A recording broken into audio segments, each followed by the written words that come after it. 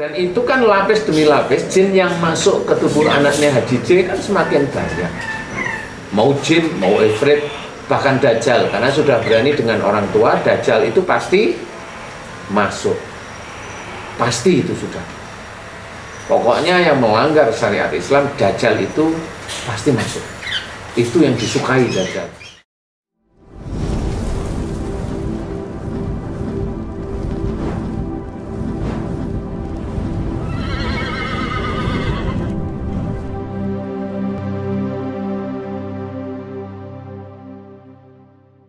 Bismillahirrahmanirrahim. Assalamualaikum warahmatullahi wabarakatuh. Waalaikumsalam warahmatullahi wabarakatuh. Para pemirsa dan sahabat beriman dimanapun berada, kita jumpa lagi di Ustadz Danu Official Channel. Apa kabar semua? Mudah-mudahan dalam keadaan sehat dan senantiasa dalam lindungan Allah Subhanahu wa Ta'ala. Amin. Sahabat beriman, seperti biasa, saya sudah bersama guru kita Pak Ustadz Danu. Assalamualaikum Pak Ustadz. Waalaikumsalam warahmatullahi wabarakatuh. Sehat ya Pak Ustadz? Alhamdulillah. Alhamdulillah. Para pemirsa, ini video yang lumayan istimewa ya, karena diberikan kesempatan kita bertamu ke rumah Pak Ustadz gitu. Dan di sebelah kiri saya, wah ini sohib lama ini, sohib lama ini. Namanya Bapak Nizam ya, Pak? Ya. Pak Nizam, apa kabar Pak Nizam? Alhamdulillah, baik. Assalamualaikum. Alhamdulillah. Waalaikumsalam warahmatullahi. Alhamdulillah Pak Nizam. Nanti kita sambung ya. Di sebelah kanan saya ada Mas Piko. Assalamualaikum. Waalaikumsalam. Dan tentunya juga Bang J. Assalamualaikum Bang J. Waalaikumsalam Pak Don. Enak ya kita ya. Aduh, kita ngevlog di rumah guru kita Pak Danu. Nanti Bang J bisa tanya juga sama beliau nih. Wah, masyaallah. Saya kenal beliau ini di era 90-an lah ya, 90-an ya Pak Nizam ya. Dulu ya sana sini bareng. Tapi sekarang dia udah Tambah gemuk ya? tambah gemuk. Di mana Pak dinasnya sekarang? Di UNS, Universitas 11 Maret ya. Saya di Fakultas Teknik. Fakultas Teknik Sipil? Elektro. Oh, teknik elektro. Oh iya. Teknik elektro itu buat radio bukan? Iya, dulu. Buat lampu flip-flop. Lampu disco. Aduh, keluarga sehat ya? Alhamdulillahirabbil alamin. Lama banget nggak ketemu Bapak kita iya. Bertahun-tahun ya. Baik, sahabat beriman, kita juga ditemani dengan suara burung yang riuh rendah ini. Kita mau ngobrol-ngobrol lagi tentang tauhid ya. Mudah-mudahan nanti bisa memberikan banyak manfaat buat kita semua. Nanti tadi ada yang mau ditanya katanya sama guru kita nih. Oh iya. Pak Ustadz dan teman-teman semua, mohon maaf nih waktunya saya minta dulu bertanya ke Pak Ustadz nih, boleh ya? Boleh. Ustadz, saya mau bertanya nih. Baru aja saya dapat telepon dari anak saya yang bungsu. Laki apa perempuan? Perempuan. Bungsu perempuan, sudah berkeluarga dan sudah mempunyai anak. Cucu nih. Nah, Kakek alhamdulillah. Ini dia mengeluh tentang perkembangan penyakit autoimunnya. Autoimun. Emang umurnya berapa itu anak? Sekitar tahun 96 lahir, berarti 27. 96, 4, 25 ya? 26. 25, 26 ya? Ya. 25, 26 atau 26 menjelang 27 lah gitu. Waktu hamil anaknya, dia diperiksakan ke dokter, kata dokter ada gejala autoimun, Ustaz. Nah, sampai Yang dirasain apa? Kata dokter autoimun itu yang dirasain apa? badan sakit semua, Oh, ngilu-ngilu oke, semua. siap. Ya. Nah, sampai dia khawatir tentang saat melahirkan. Nah, dia berobat ke rumah sakit dan lain-lain, belum sempat ke fokus ke autoimun karena dokter yang menangani autoimun terbatas. di puskesmas nggak ada, dirujuk ke rumah sakit besar, rumah sakit di Jakarta, rumah sakit Cipto Mangunkusumo. Nah, sampai sekarang belum fokus ke dokter itu, dokter yang penyakit imun. Nah, alhamdulillah melahirkan anak, tapi tetap gejala itu terus-menerus dirasakan. Sama sakit-sakit di badan. Iya, ngilu-ngilu Itu setiap hari itu. Iya, lemes gitu kan. Gendong ataupun gitu keganggu lah istilahnya.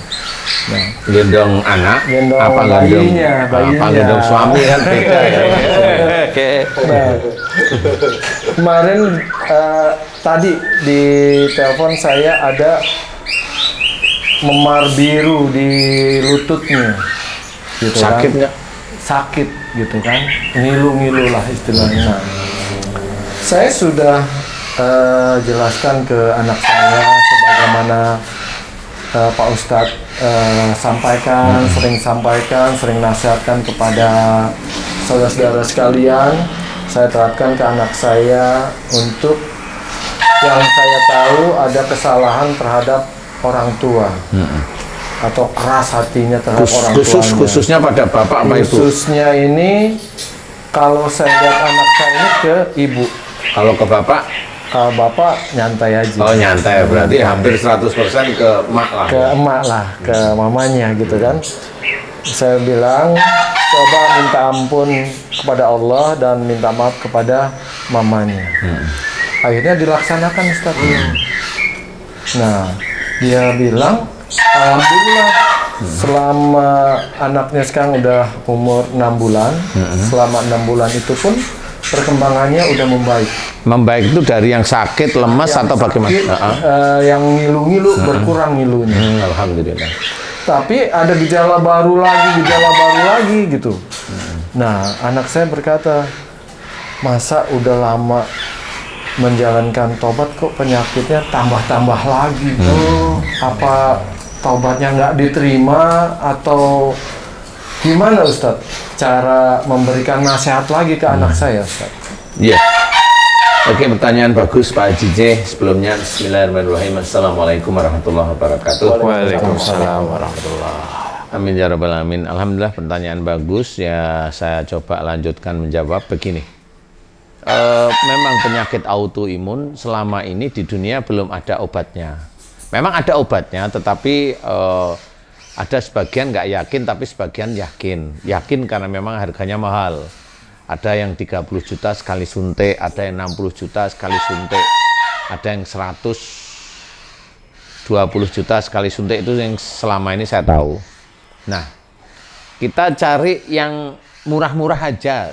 Murah itu maksudnya kan nggak nyuntik umpamanya, kan gitu. Yaitu salah satu dengan cara kembali ke jalan Allah, memperbaiki akhlak, kembali pada syariat, kembali pada akidah, seperti itu. Memang yang selama ini saya pelajari, penyakit autoimun itu disebabkan insya Allah dari emosionalnya, kekakuannya, kemudian egoisnya, kemudian banyak hal yang berwujudnya nafsu, khususnya kepada orang tuanya jika yang terkena penyakit autoimun itu di umur di bawah 45 tahun. Jadi kalau putrinya Pak Haji J itu sekitar 26 tahun, 27 tahun, berarti dengan orang tuanya. Nah kalau Pak Haji J kan hafal nih anak saya itu dengan siapa nih, keras, kaku, ego, diemin, begitulah ya. Kalau Haji J udah paham, oh berarti memang ini sejak dulu, nggak cuma sejak akil baliknya, sejak kecilnya memang selalu nggak cocok. Selalu berbenturan lah, bukan tidak cocok ya. Selalu berbenturan dengan dengan prinsip-prinsip yang diterima dari ibunya.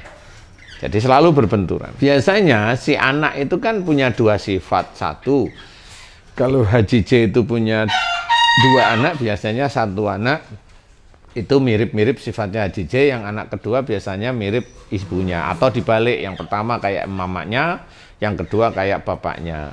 Ini dibalik aja. Tapi kalau anak itu banyak ya dibagi-bagi biasanya oleh Allah Ta'ala seperti itu. Jadi kalau anak itu sudah dua, yang satu mirip ayah, satu mirip ibunya, biasanya nggak punya adik lagi. Oh, karena udah lengkap. Karena udah lengkap mirip ayah sama ibunya. Udah lengkap sifat orang tuanya itu. Sudah lengkap sifat orang tuanya. Oh, Jadi itu saya juga ngamati sifat. Itu juga bisa satu orang saja, Ustaz. Jadi satu orang dia mewarisi dua sifat. Ya, dua Selesai. karakter itu bisa, cuma yang menonjol mana, kan gitu ya. Yang saya ceritakan tadi yang menonjol. Jadi yang dua anak ini yang menonjol satu karakter ayahnya, persentase kecilnya ibunya. Yang anak satu persentase besarnya ibunya, yang kecil ayahnya. Ini tetap dua ini sudah cukup lengkap. Tapi kalau mamanya satu karakter ayahnya atau satu karakter ibunya, ayahnya sedikit, yang nomor dua biasanya itu karakter ayah sama ibu itu jalan sama-sama. Biasanya nanti ada titipan yang ketiga. Nanti kalau itu yang saya amati gitu, Titipan ketiga ini biasanya bisa aja langsung ke karakter ayahnya kuat, ibunya kurang, umpamanya. Atau sama-sama ayah ibunya. Nah, kalau ayah ibunya sama-sama kuat, nanti ada dititipin lagi yang keempat. itu yang saya amati. Jadi iya, coba kalau nggak kamu tuh sekarang anakmu kan laki nih sama perempuan nih.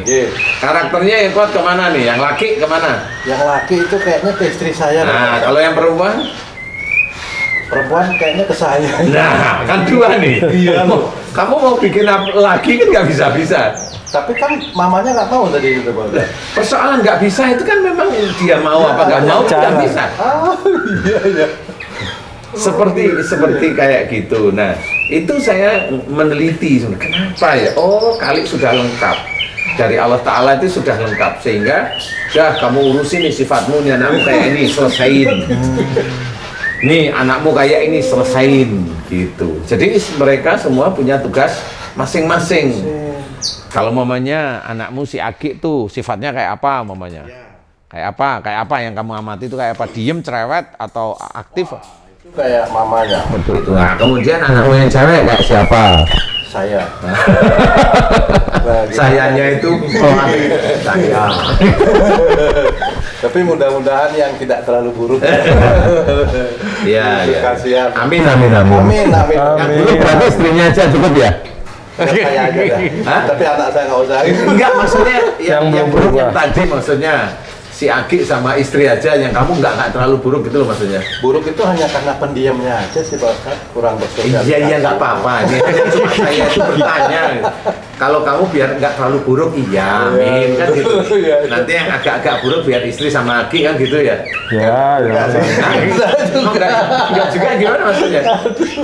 Udah enak nih. Nggak apa-apa sebenarnya, buruk atau agak buruk untuk istri sebenarnya nggak apa-apa, untuk istri sama Agi itu nggak apa-apa menurut saya. Cuma persoalannya imamnya istrimu itu siapa namanya? Namanya Mansuri. Nah, berarti buruk dan tidak buruk, sedikit buruk, banyak Tergantung buruk, saya. tergantung imam. Nah, tadi menjawab Haji J ini sudah ketemu kan? Sudah menjawab Haji J sama. Si anaknya si Haji J ini dia berusaha. Kemudian pada saat dia tobatnya sudah mulai banyak, kok malah sakitnya dimunculkan. Tapi yang nomor satu autoimun mereda. Nah, kenapa? Karena si anak ini sudah mulai paham autoimun itu selalu menyerang orang tuanya dulunya. Selalu berbenturan, emosi, marah, kaku, egois, suuzon dan sebagainya itu di situ autoimun. Ini memang susah. Kalau memang dia autoimunnya itu kan baru-baru ini. Kalau yang sudah autoimun itu 5-10 tahun namanya. Karena saya punya pasien itu punya penyakit autoimun itu sejak remaja. Sampai dia itu ibu-ibu punya anak. Itu nggak bisa. Disuntik itu nggak bisa. Akhirnya ketemu sama saya kasih tahu. Saya kasih tahu biasa. Kamu dengan ibumu bagaimana, ayahmu bagaimana. Akhirnya saya cerita. Saya nggak pernah nggak marah dengan ayah saya. Dia bilang, tapi karena memang waktu itu saya lihat ayah saya tidak baik. Waktu kecil itu. Nah, setelah ayahnya pisah, dia bilang, saya tidak pernah marah dengan ibu saya. Karena menurut dia ibunya tidak baik. Akhirnya muncullah ini penyakit yang namanya autoimun yang selama ini memang belum pernah ada bagaimana sih obatnya. Nah, di situ saya bercerita, rubah perilakumu, minta maaf sama ibu sama ayah, mau? Dia jawab, insya Allah mau. Serius? Iya. Kemudian yang dulunya ayahnya itu tidak sholat beberapa tahun ini, akhirnya beberapa tahun, baru 1-2 tahun ini ayahnya sudah mulai sholat, 1 tahunan. Dia mulai respect bagus, respect. Akhirnya alhamdulillah autoimunnya langsung turun semuanya, dunia badannya sakit semua hilang mulai. Nah, di sini sama seperti putrinya Haji C. Jadi karena memang sejak kecilnya dia selalu bertempur dengan ibunya dan relatif belum diajarkan sama imamnya Ji sebenarnya. Nggak boleh marah sama ibu. Memang imamnya siapa Ji? Saya. Jadi karena memang ada banyak faktor sehingga Haji barangkali waktu itu Haji itu banyak-banyaknya proyek waktu itu, jadi lupalah di rumah ya. Proyek di mana? Proyek meninggalkan keluarga. Meninggalkan keluarga. Jadi agak-agak kurang bisa memperhatikan di rumah. Itu hal lumrah yang dialami manusia pada umumnya. Iya. Tapi ya tetap tidak boleh, karena kalau yang namanya imam itu mau dia di rumah atau di luar dia tetap imam. Jadi Komunikasi harus jalan. nah, pinter itu maksud saya. Jadi komunikasi harus jalan. Apalagi HP sekarang itu sudah ada apa ya? Video call. Video call boleh. Nah, inilah salah satu bikinan orang kafir tetapi digunakan oleh orang muslim untuk mendidik anak dan istrinya, insya Allah ada di jalur Allah, di garis Allah. Sebenarnya kan begitu, nggak apa-apa. Jadi kalau pakai HP nggak apa-apa. Naik pesawat terbang nggak apa-apa kalau untuk ngaji. Kalau untuk gaya-gayaan ya percuma. Nah, disinilah harus kita pahami. Anaknya Haji C waktu itu, pada waktu kaku-kakuan sama mamanya nih, itu kan berhari-hari, bisa sehari 2 kali, bisa sehari sekali, bisa kadang 2 hari sekali, 3 hari sekali, tapi relatif kan selalu tidak bertemu istilahnya. Dan itu kan lapis demi lapis jin yang masuk ke tubuh anaknya Haji C kan semakin banyak. Mau jin, mau ifrit, bahkan dajjal, karena sudah berani dengan orang tua, dajjal itu pasti masuk, pasti itu sudah. Pokoknya yang melanggar syariat Islam, dajjal itu pasti masuk. Itu yang disukai dajjal. Insya Allah seperti itu. Pak Ustadz, tadi Pak Ustadz bilang marah itu ada jin masuk berlapis-lapis karena bertahun-tahun marah. Tapi kenapa penyakit yang dimunculkan berbeda-beda Pak Ustadz? Ada autoimun, ada yang seperti dia depresi atau sariawan malah karena sering marah. Ya itu kan tergantung persentasenya dia marahnya lewat mana. Kalau dia yang ngomel, nah, kemudian ada kalau autoimun badannya sakit semua, dia ngomel, kecenderungan emosi, ada kekakuan itu seluruh tubuh. Jadi kalau ibunya itu ngomong, dia itu selalu bentengin terus, selalu defend istilahnya. Nah, itu berarti seluruh tubuh dia defend itu. Nah, kalau sariawan, dia kan ngomongannya pedes. Walaupun dia nggak ngomong, tapi sekali ngomong tuh nggak enak. Di telinga, di hati orang denger itu nggak enak. Jadi tinggal kalau orang-orang di YouTube omongannya pedas-pedas, tinggal tunggu aja dia itu. Mulutnya itu nanti sariawan bisa sembuh apa enggak. Kan gitu. Nah, ini penyakit ini tidak akan melihat dia muslim atau tidak muslim, itu dia tidak melihat, sama aja karakternya dia itu yang paling kuat apa, dia akan menjadi penyakit di sini. Nah, sama. Jadi intinya adalah itu lapis demi lapis jin ifrit dajjal itu masuk. Itu terus menerus. Nah, pada saat autoimun dimunculkan karena itu yang lebih utama, dia mohon ampun, minta maaf sama mamanya mau. Nah, di titik tobat inilah lapis demi lapis itu mulai dikurangi oleh Allah Ta'ala. Lapis demi lapis itu kan mulai sifat buruk yang mana yang tidak sama dengan autoimun itu akan muncul jadi penyakit. Apa itu dimunculkan, Ustaz? Ya pasti oleh Allah Ta'ala dimunculkan. Karena apa? Satu, kalau orang muslim berarti si anaknya Haji C tadi itu ibadahnya sebenarnya cukup lumayan bagus. Sehingga dengan cukup lumayan bagus itu, penyakit yang dia sudah tobat dimunculkan penyakit baru yang Belum ditobat ya? Iya, yang dia belum tobat.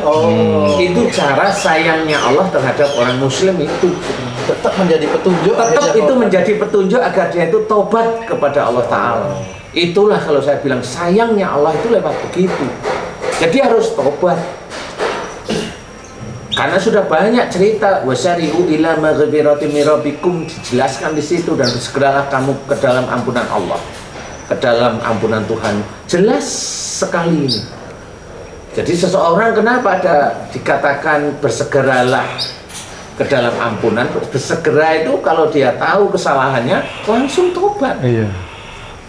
Itu kalimat dalam Quran itu ada rahasia yang kita harus memikirkan sebenarnya. Bersegera itu kalau sudah tahu tobat. Makanya kalau putrinya Haji J tadi itu dimunculkan penyakit baru lagi, enak nanti muncul penyakit. Nah inilah karena memang lapis demi lapis yang dia jalankan sejak kecilnya, akhir baliknya sampai menikahnya hingga punya anak, di situ itu masih belum banyak tobat yang dia lakukan kepada ibunya. Tapi setelah tobat ya Allah kan mengurangi, lapis demi lapis ini kan hilang nih, lapis demi lapis dosa ini hilang. Nah yang berikutnya pasti dimunculkan oleh Allah Ta'ala penyakit yang berhubungan dengan dosa yang lain lagi. Jadi jangan berharap kalau tobat sekali itu selesai. Enggak. Saya pernah bercerita yang namanya orang berbuat dosa, kalau dia punya umur panjang, dia umurnya itu 30 tahun mamanya. Kamu tuh umurmu dari mulai akhir balik 15 sampai sekarang anggap aja 55. 40 tahun lah ya. 40 tahun 40 tahun kamu itu melakukan hal yang kamu sendiri setelah mulai ngerti itu mamanya ya Allah nggak tahunya keliru. Nah untuk kembali menuju normal standar seseorang yang belum mempunyai dosa, kamu harus kembali. Kalau dosa kamu lakukan dari rumahmu Bali sampai ke Aceh namanya. Dosa itu mamanya nggak cuma Bali Aceh, nggak taunya Bali Sumbawa, Bali, Ujung Pandang, Bali, Aceh, Bali, Kalimantan umpamanya. Kan gitu nih. Ini kan sekian puluh tahun. Untuk mengembalikan itu menjadi normal, ya kamu ulangi tobat itu sekitar 40 tahun kurang lebihnya. Nah kalau usia kita kan enggak bisa ngulangi sampai segitu. Nah, Ustaz gimana deh? Ya memang betul. Makanya teman-teman dakwah, para ulama, para pendakwah itu selalu bengok-bengok. Ittaqullah, taatlah kepada Allah. Nah taat kepada Allah itu sama kita itu mengerjakan isi Quran, ya. Kemudian taat pada Rasul, mengerjakan sunnah-sunnah Rasul, memahami hadis, mengerjakan isi hadis, semuanya akhlak Rasul dan sebagainya. Ini kan sebenarnya proses ketaatan kita kepada Allah Ta'ala. Cuma itu dianggap kalau sudah Jumatan selesai. Dengar terus pulang. Taat pada Allah nggak ngerti lagi sudah. Karena kita sudah disibukkan dengan dunia. Kita ditipu dengan dunia kita sehingga bengok-bengoknya teman-teman dakwah itu ya kayak angin lalu, tidak berbekas. Nah disitulah akhirnya pada saat sudah mulai umur sekian, disinilah kita mulai merenung. Pak Ustadz itu kan kalau seperti tadi 40 tahun perlu waktu 40 tahun itu kan, waduh agak ada nggak booster itu untuk mempercepat itu, karena kan yang tadinya hanya jalan ini kita pakai booster biar bisa lari atau mobil listrik yang gitu Pak. Kira-kira apa Boosternya? Iya. Oke, nomor 1 lakukan mulai saat ini itu tiap kali melakukan semua pekerjaan yang baik bismillah. Mau duduk, mau bicara, mau menjawab jawaban pertanyaan, semuanya bismillah walaupun dalam hati. Selesai alhamdulillah. Kalau itu masih kira-kira itu menjadi keraguan, wallahu a'lam. Allah yang maha tahu, Allah yang maha mengetahui itu harus kita sebutkan di titik itu. Jadi kita yang merasa masih belum. Yang berikutnya adalah istighfar setiap hari. Nah, istighfar itu setiap saat. Dan itu istighfar itu satu-satu. Kalau kamu makan, ingat Bismillahirrahmanirrahim, doa makan. Kemudian pada saat itu Masya Allah selesai itu, dulu saya makan itu hanya makan. Yang penting itu kenyang, yang penting itu bergizi. Dan dulunya enggak ini. Kemudian dari makan itu saya beli pakai uang apa ya lah kan? Urut itu. Urut seperti itu. Nah, itu yang namanya booster. Dan itu memang bisa mempercepat, bisa, tapi mempercepat menurut kita, menurut Allah, walau a'lam. Harus kita pahami seperti itu. Tapi tidak langsung kayak yang 40 tahun itu jadi 4 kali gitu ya, nggak bisa. Ya tetap itu harus ada urutan. Karena tiap kali, tiap detik, tiap menit, tiap jam, tiap harinya kita itu dinilai terus oleh Allah Ta'ala melalui malaikat. Jadi kalau memang tiap harinya catatan kita itu banyak jeleknya, ya sudah. Ya maupun 40 tahun itu ya buruk semuanya. Jadi booster ini memperbanyak amal soleh, Pak. Booster itu memperbanyak amal soleh sama mengurangi dosa dengan istighfar dan paham istighfarnya. Jangan secara global aja. Baik Pak Ustadz, terima kasih banyak pencerahannya kali ini. Alhamdulillah, mudah-mudahan ini bisa membuat kita semakin berpikir dan menguatkan iman dan takwa kita. Amin. Ya Rabbal Alamin. Sahabat beriman dimanapun berada, demikian tadi perbincangan kami dengan guru kita Pak Ustadz Danu. Mudah-mudahan ini bisa bermanfaat dan bisa meningkatkan keimanan dan ketakwaan kita kepada Allah Subhanahu wa Ta'ala. Amin. Terima kasih atas perhatiannya. Wassalamualaikum warahmatullahi wabarakatuh. Waalaikumsalam warahmatullahi wabarakatuh.